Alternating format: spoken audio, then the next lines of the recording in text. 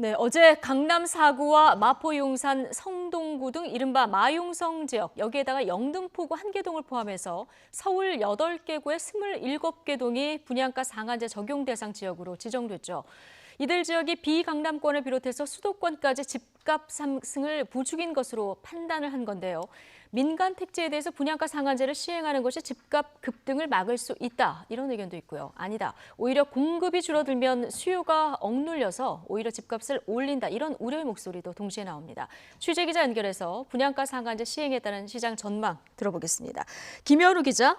네, 경제부입니다. 네, 어제 이 분양가 상한제 적용 지역 발표 이후에 효과에 대한 여러 가지 전망이 나오고 있는데 우선 이 분양가 상한제 효과 어떻게 예측할 수 있을까요?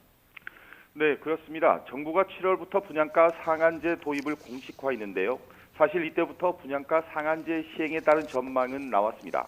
우선 긍정적으로 보는 내용은 분양가 상한제가 건설사의 재건축 이윤을 낮춰 시장 과열을 막아 집값 상승세를 낮출 것이라는 예측입니다. 특히 분양가 상한제 적용 지역으로 지정된 서울 강남 4구와 영등포, 마포, 용산같이 고분양가가 만성화된 지역은 시행사나 건설사의 과도한 이윤이 제한되면서 종전보다 분양가가 하락할 가능성이 높아졌습니다. 이렇게 되면 소비자, 특히 청약 통장을 가진 무주택자의 내 집 마련 기회가 높아지고 합리적인 선택이 가능해질 수 있다는 게 정부의 판단입니다. 네.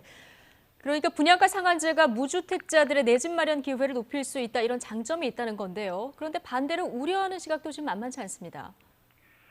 네, 아파트 공급이 줄어 오히려 집값이 상승할 수 있다는 전망입니다. 하지만 분양가 상한제가 기존 주택 시장의 가격 안정 효과를 이끌어내기는 제한적이라고 보는 시각도 있습니다. 앞서 분양가 상한제를 실시했던 지난 2007년과 달리 전국 시행이 아닌 데다 분양가 상한제가 적용되는 단지에 대한 청약 쏠림이 일어날 가능성이 높다는 겁니다. 특히 상한제 적용을 받지 않는 지역이나 신축 아파트로 수요가 쏠리면서 가격 상승을 부추기는 이른바 풍선 효과가 나타날 수도 있습니다. 또 다른 문제는 재개발 재건축이 막히게 되면 공급 부족 현상이 발생하고 장기적으로는 집값 상승으로 이어질 수 있습니다.